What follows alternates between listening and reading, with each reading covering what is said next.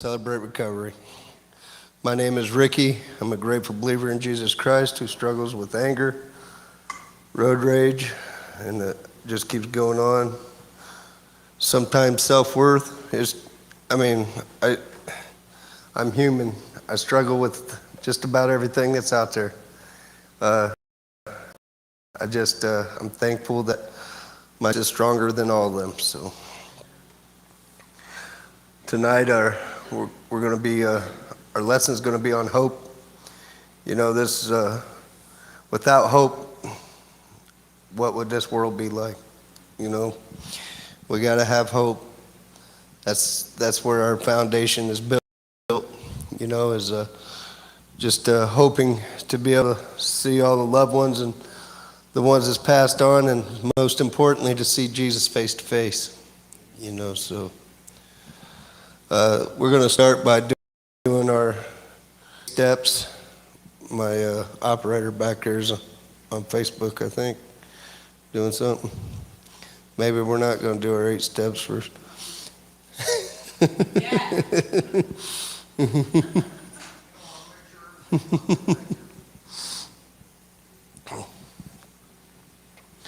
All right. Realize I'm not God. I admit that I am powerless to control my tendencies to do all the wrong things, to do the wrong thing, and that my life is unmanageable. Happy are those who know that they are spiritually poor. Matthew 5:3. Earnestly believe that God exists, that I matter to Him, and that He has the power to help me recover. Happy are those who mourn, for they shall be comforted. Matthew 5:4. Consciously choose to commit all of my life and will to Christ's care and control. Happy are the meek. Matthew 5:5. Number 4. Openly examine and confess my faults to myself, to God, and to someone I trust. Happy are the pure in heart. Matthew 5:8. Number 5. Voluntarily submit to any and all changes God wants to make in my life, and humbly ask Him to remove my character defects. Happy are those whose greatest desire is to do what God requires. Matthew 5:6. Number 6. Evaluate all my relationships. Offer forgiveness to those who have hurt me, and make amends for the harm I've done to others when possible, except when to do so would harm them or others. Happy are the merciful. Matthew 5:7. Happy are the peacemakers. Matthew 5:9. Number 7. Reserve a daily time with God for self-examinations, Bible readings, and prayer in order to know God and His will for my life and to gain the power to follow His will. Number 8. Yield myself to God to be used to bring this good news to others, both by my example and my words. Happy are those who are persecuted because they do what God requires. Matthew 5:10. Good job, guys. All right. Principle 2. Like I said, we're in hopes. Our lesson tonight is on hope. So, earnestly believe that God exists, that I matter to Him, and that He has the power to help me recover. Happy are those who mourn, for they shall be comforted. Matthew 5:4. Step 2. We came to believe that the power greater than ourselves could restore us to sanity. For it is God who works in you to will and to act in order to fulfill His good purpose. Philippians 2:10. All right, guys. Normally, when I do this, I skip the introduction that's wrote in this book. But when I was studying, I kind of liked the way this introduction went. So I'm going to read this, and it'll lead us into our lessons. So, in principle 2, we earnestly believe that God exists, that we matter to him, and that he has the power to help us recover. Hebrews 11:6 tells us, anyone who comes to God must believe that he exists and that he rewards those who earnestly seek him. Psalms 62:5 says, yes, my soul, find rest in God. My hope comes from him. You know, I thought about that. We have to, we can't just walk around and say, yep, God's real. You know, nothing's going to change. Nothing's, you know, everything's going to stay the same. I say this all the time. God moves when we move. If we have to show him that we truly love him, that he is truly first in our lives before you're ever going to see any kind of change in yourself or in other people even. You know, if we don't, we have to truly put it in. We have to put the work in, guys. And the first principle, we admitted we were powerless. It is through this admission of our powerlessness that we are able to believe and receive God's power to help us recover. We do need to be careful, though, not to just cover the bottomless pit of our hurts, hang-ups, and habits with layers of denial or try some quick fix. Instead, we need to keep those hurts exposed to the light so that through God's power, they can truly heal. You know, what that's saying is when we go to small groups, we can't just say, well, I don't want to talk about that. I don't want to bring that up. I don't want people knowing this. Guys, that's why we're here. That's why we make sure everybody realizes that this is a safe place. That's, you know, what's said in these groups, that stays in these groups when we leave here.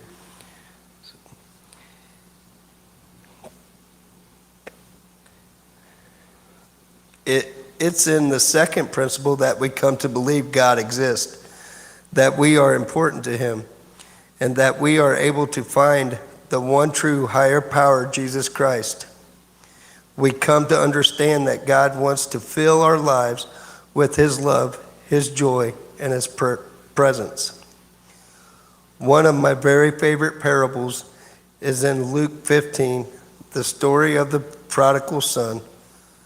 Though the story is about a father's love for his lost son, it is really a picture of God, the Father's love for you. God's love is looking for you. No matter how lost you feel, God's searching love can find you. No matter how many times you may have fallen into sin, God's hands of mercy are reaching out to pick you up and to love you and forgive you. Ladies and gentlemen, that's where we will find hope. And that's why I call principle 2 the hope principle.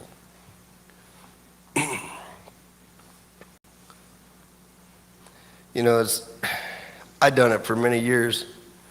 You know, I use that as my escape route, I guess, is, you know, I'm too far gone. God's not going to have nothing to do with me.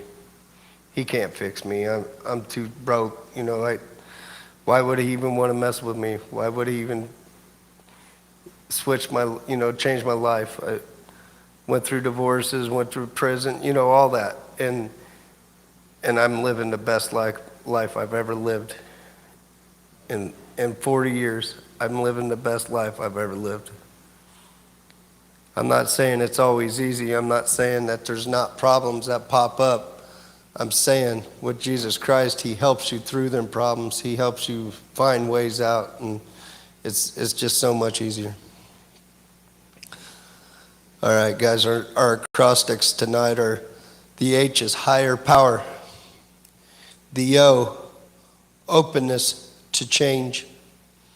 That's very big, guys, and a lot of us struggle with that.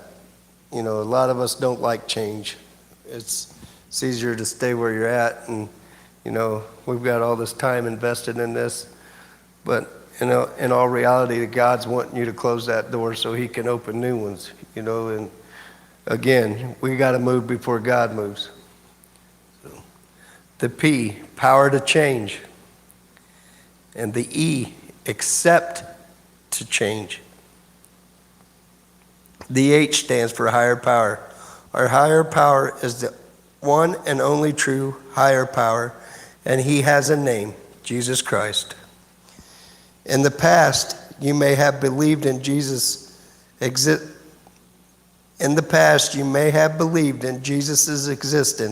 and you may have even attended church.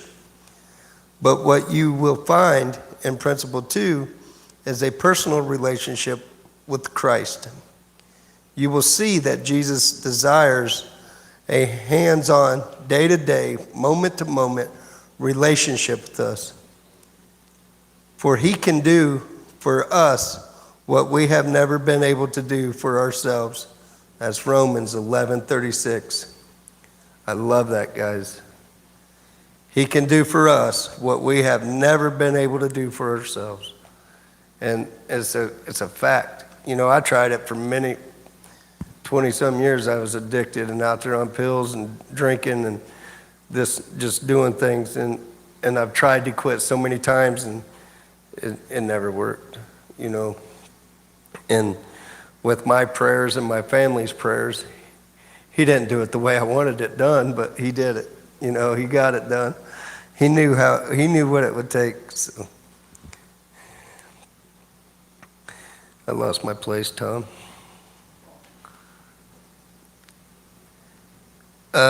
Everything comes from God alone. Everything lives by his power. Many people today believe their doubts and doubt their beliefs. Have you ever seen an idea? Have you ever seen love? Have you ever seen faith? Of course not. You may have seen acts of faith but the real things, the lasting things in the world are the invisible spiritual realities. This leads us to the first 4 words of the second step. We came to believe. Saying that we came to believe in anything describes a process. Belief is a result of consideration, doubt, reasoning, and concluding. In 2 Corinthians 12:9, Jesus tells us, my grace is enough for you, for where there is weakness, my power is shown the more completely. My power is shown the more completely. The next letter in hope is O, which stands for openness to change. What is the process that leads to solid belief, which leads us to change your life? Let's look at the first 4 words in step 2 again. We came to believe. We took the first step when we attended our first recovery meeting. We stopped denying our hurts, hang-ups, and habits. We came to believe. We started believing and receiving God's power to help us recover. Hope is openness to change. Sometimes we are afraid to change, even if our past was painful. We resist change because of our fear of the unknown, or in our despair, we think we don't deserve anything better. Here's the good news. Hope opens doors where despair closes them. Hope discovers what can be done instead of grumbling about what can't be done.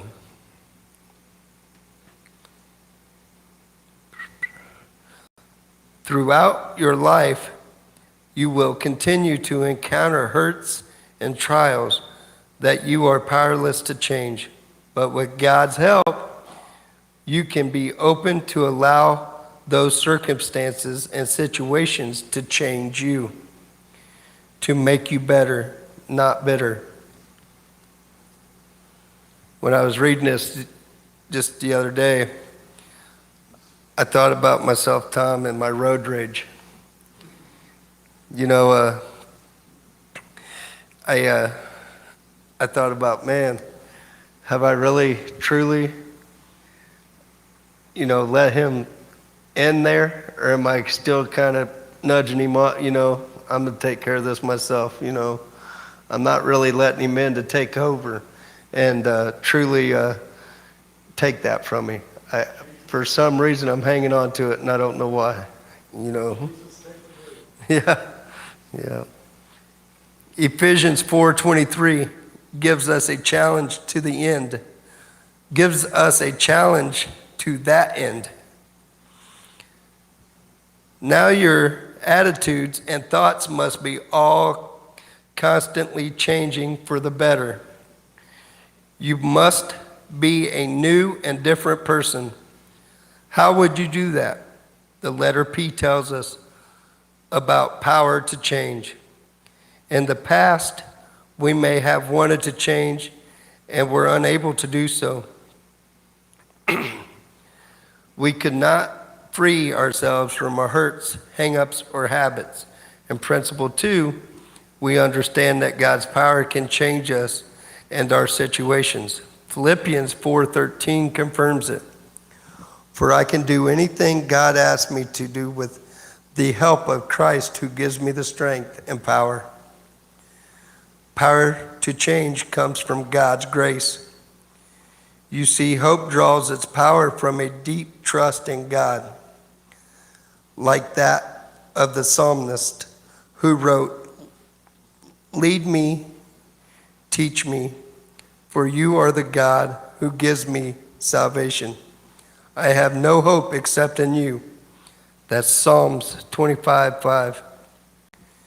In principle 2, we begin to understand that God's power can change us and our situations. And once we tap into the power, right actions, Christ-like actions will follow naturally by paying products and of working the principles and following the one and only higher power, Jesus Christ.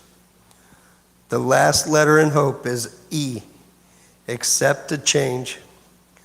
Remember, you are only at the second principle. Don't quit before the miracle happens. And that happens to a lot of people. They get impatient. Their patience run thin. And he's like, well, I don't see no changes. I don't see this. I don't see that. That's, again, you really have to work it. With God's help, the changes that you have longed for are just steps away. Philippians 1:6 expresses my heart. I am sure that God who began the good works within you will keep right on helping you grow in his grace until his task within you is finally finished on that day when Jesus Christ returns. You know you can do anything. You know you can't do anything unless you get started. So how much faith do you need to get started? Matthew 17:20 tells us, if you have faith as small as a mustard seed, you can say to this mountain, move from here to there, and it will move. Nothing will be impossible for you. It's reassuring to know that you do not need large amounts of faith to begin the recovery process. You need only small amounts, as small as a mustard seed, to effect change, to begin to move your mountains and your hurts, habits, and hang-ups. Guys, I've thought about that a lot. You know, most people will think, you know, they're just like, well, I got faith in God. And they walk out and they look at this pew and they say, move, and it don't move. And they're like, well, God's not real. It's not what he's talking about. You know, that's not what he's talking about, guys. It's a little different than that. You know, I said it, I don't know, it's been quite a while back in church one day that, you know, our hope and our faith works together. They're hand in hand. Without one, you can't really much have the other. You know, they feed off of one another. And grace gets thrown in there too, because when you have them things, God's grace is what's going to help you keep moving. He's the one who's going to keep putting one foot in front of the other. We have to balance it out. And that's what these steps help us do. It helps us keep grounded, and it helps us to know how to work these. It's very important to work each step as thoroughly as you can. And I'm standing here preaching to myself, because if I would do that, maybe I would lose my road rage. You know, so it's very important, guys. But if you've been with us on Facebook tonight, I want to say thank you. I just want to ask you to hit the share button at the bottom so people can see us and know that we're here. And if you're looking for a church or a CR group to come and hang out with, come out and check us out, guys, and be with us. We'd love to have you. We have a meal every Friday. We start at 6 o'clock. Our meal starts, and we eat, and then we start here. We do have child care, so if you have children, just don't let nothing stop you. We got you covered. So we just want to thank you, and we'll see you next week.